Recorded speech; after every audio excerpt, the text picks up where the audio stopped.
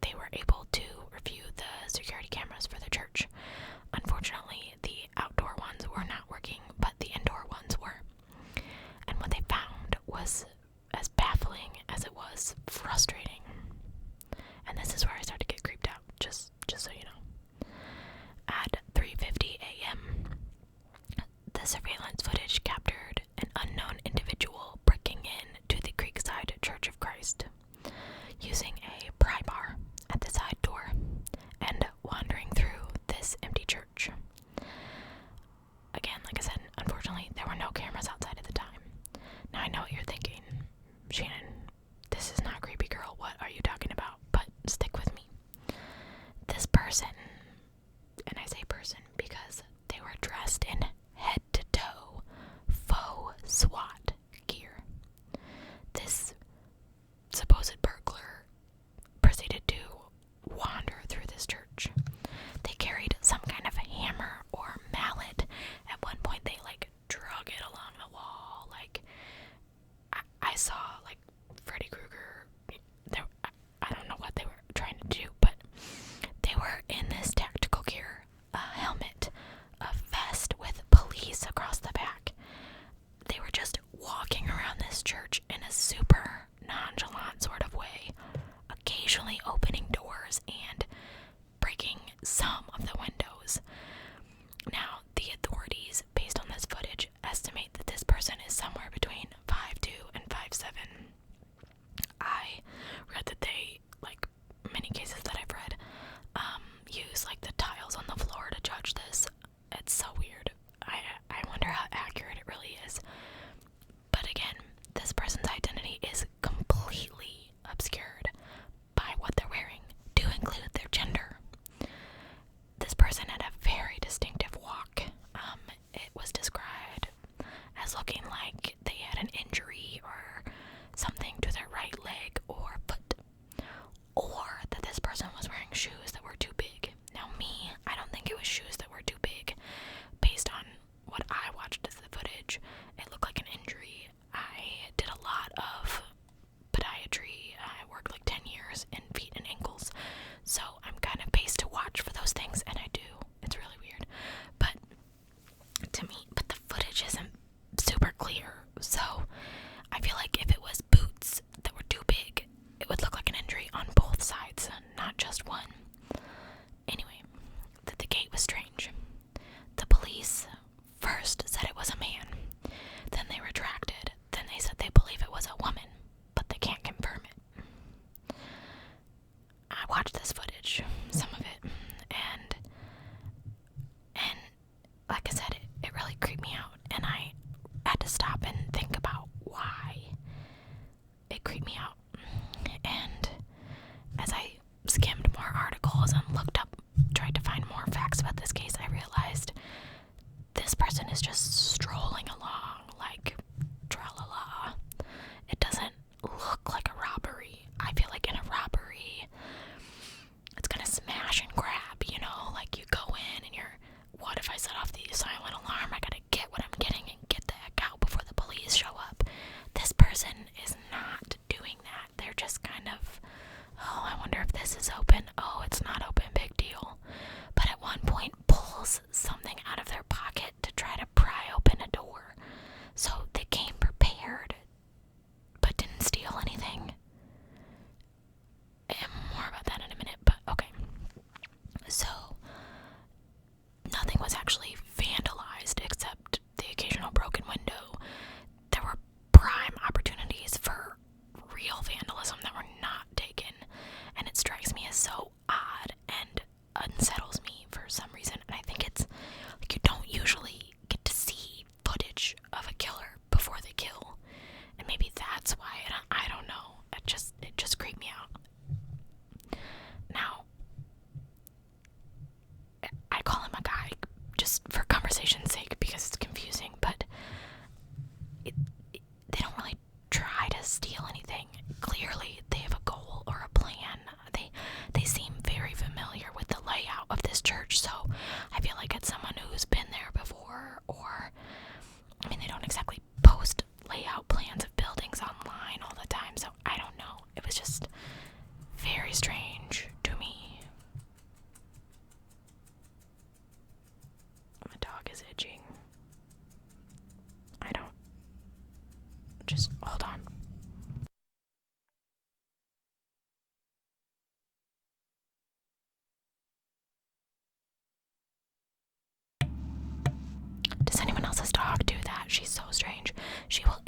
until she cries, and then cry, and then stop. Like she has no sense of, oh hey, I'm doing this to myself. Dorky dog. Anyway, what kind of person goes through all of this breaking in and doesn't steal anything? It just absolutely boggles my mind. Now I know what you're thinking. They were just waiting. They were waiting for Missy. That's what I think. I think they just were like not sure what time she would arrive and knew that she came early and thought, oh well, hey, the student, there was like a 15-minute window, I think, between the time that they believed that she arrived and the time that that they could have left without someone seeing him, because no one saw anyone leaving or driving away or anything like that. So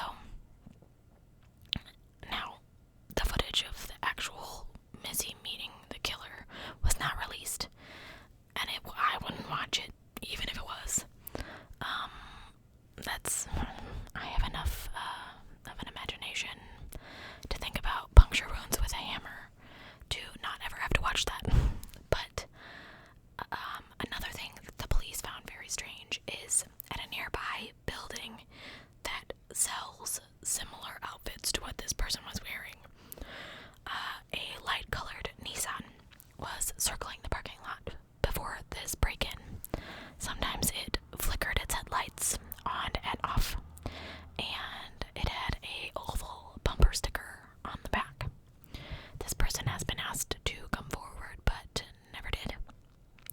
I don't know if it's related to the case. At first the police said it was not. Then they said that this person was a person of interest, but I felt like I should mention it. Of course, the police got a bunch of warrants to go through all of Missy's things to see if they could find out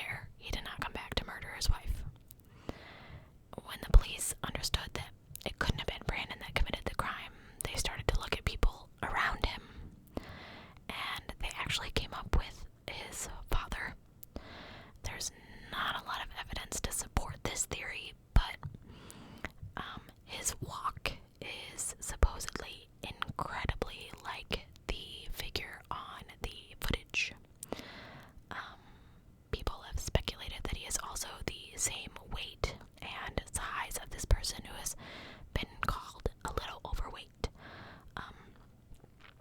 So they made him a suspect, and I'll talk a little bit more about that too. Now, Missy had an extensive social media presence, and it led to some questions about the danger of sharing information on social media. Maybe this person found her because she posted it right out there, and he was like, I'm gonna take this opportunity and go do whatever I need to do. She had more than 1,400 photos and videos and hundreds of Facebook friends, but all of her posts were public.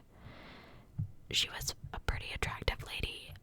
Could this have made her vulnerable? I think absolutely. We're in a time in life where that is a thing that you have to be cautious of. You don't know who's looking at your pictures of you, of your family, of your children. I have taken down all of my pictures of my house and things off Instagram because I share my Instagram with you guys, and I love you, but I don't know you. So my Facebook is private, and I post, my Halloween decorations and things on there. But it's amazing what people will post all over social media. And then also, like we've discussed, the other shiny, all that glitters isn't gold. You only see the good stuff. So search warrants detailed that Missy had shown one of her friends a strange and creepy LinkedIn message from a guy that neither one of them knew, and this was 3 days prior to her murder, so I'm sure that guy is a person of interest. If she had been targeted by her murderer, it's logical to assume that this person had access to her schedule. I mean, her Facebook page was public, so even if a random stalker had learned of her intentions through social media, they would not have had any guarantee that she would be the first one to arrive at Creekside Church, or that she would arrive all alone. So I really think that whoever this was took a great big chance, if that was their plan. In May of 2016, her husband Brandon told People magazine that he was convinced that his wife's killer was no stranger, and that he was spending his days trying to figure out how to make their daughters feel safe again. That absolutely broke my heart. He stated that he believed it was a woman, and that he thought that this person knew his wife and had some type of motive. He believed that the suspect went to great lengths to stage a scene to look like a robbery gone wrong. And his next statement I was like, oh. He said, there's no reason why an individual would break into a church dressed in that type of clothing, stage a robbery, or what would appear to be a robbery, go through the building, breaking glass and opening doors, and then leave her wedding ring on her finger. So, let's add a little bit more weird to the weirdness, just for fun, shall we? 4 days after Missy's murder, Randy, the father-in-law, took an extra large shirt to the dry cleaners. It had been soaked in blood. It appeared that Randy tried to get rid of this blood himself, but couldn't do it, so decided to take it to the dry cleaners. I would have just thrown it out or used peroxide, but he's a dude, so he probably doesn't know that. The dry cleaner was obviously extremely suspicious of this, but Randy told them that there was a chihuahua that had been attacked by another dog, and the blood is that of his dog. They did do tests of the blood, and they proved that the blood on the shirt was indeed the blood of a dog, and the vet did confirm that this was the truth. It's just very weird that he shows up with a blood-covered shirt 4 days after his daughter-in-law's murder, but another thing that was stated is that Randy was apparently in California at the time of her murder, which means that there's no way that Randy or Brandon were able to commit the murders due to the fact that they were both away. But that seems kind of suspicious, and what if they hired somebody and chose to be out of town?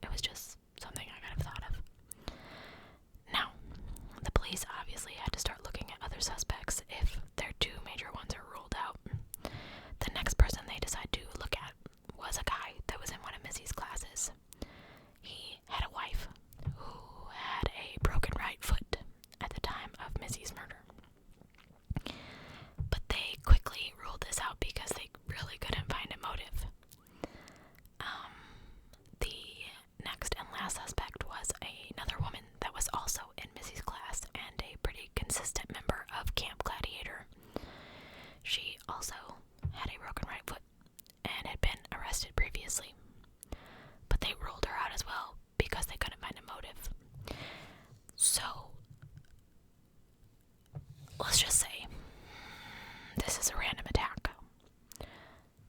I've kind of talked about that already, but I don't think it was. I think that if it was just some person breaking in the church for a robberies, to me, I've never committed one, so I don't know. Smash, grab, leave. You're not hanging around. It doesn't matter if it's 3 a.m. or 3 whatever. Do they have a silent alarm? Do you know this? If they do know this, how do they have access to the church layout? How do they know where anything, maybe somebody that worked there, I don't know. But I feel like it was somebody that knew that there was some kind of camera, because why the full SWAT outfit? Wasn't an excuse just in case you ran into anyone and you had police on your back so you could use it to get away.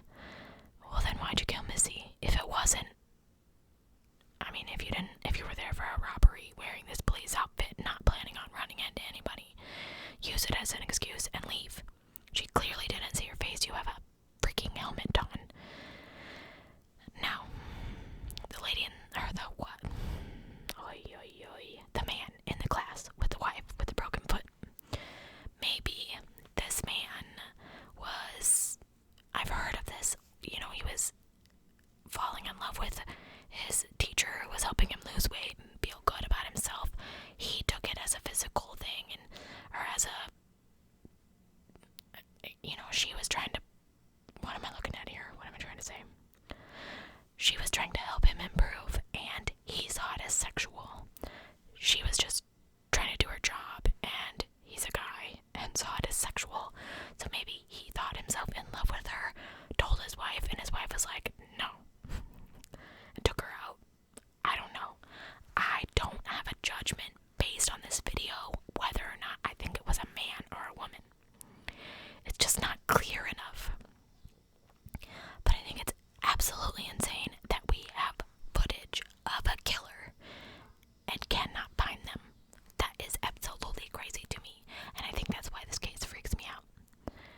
Because clear, you have footage of the dude, girl, I don't know what it is, but I don't think it was the husband. They said that the father-in-law probably did it.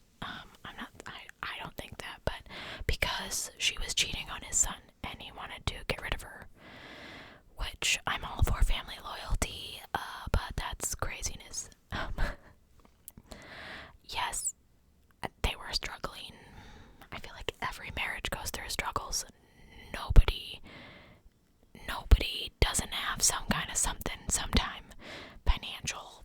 You're fighting about the laundry. He's leaving his socks on the floor. I don't know, he won't put his dishes away. No one goes through life without any sort of fighting like that. I think nothing is perfect. No matter how hard you try and make it be perfect, nothing is perfect. And good relationships take work.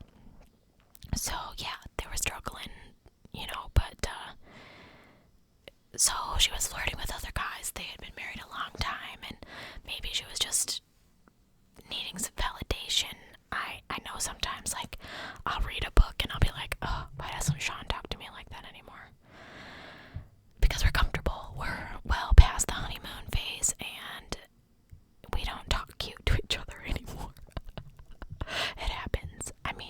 So you meet someone new, you get the fluttery butteries, and you want to flirt, but I always say it's still cheating, I think.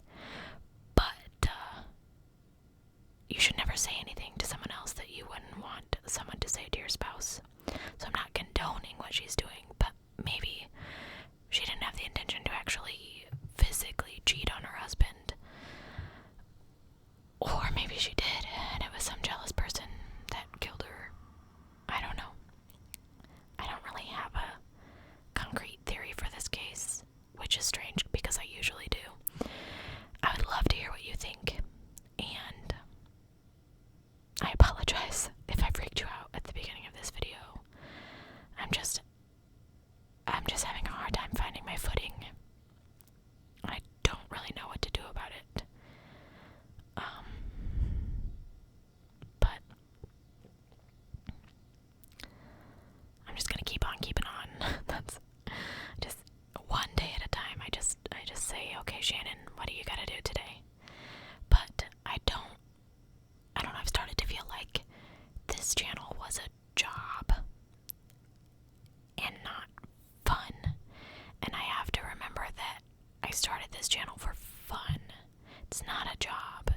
I'm not obligated. I have to remember that, well, I feel like there are many of you that rely on me, and that's heavy sometimes. There's 1,000 people doing true crime ASMR.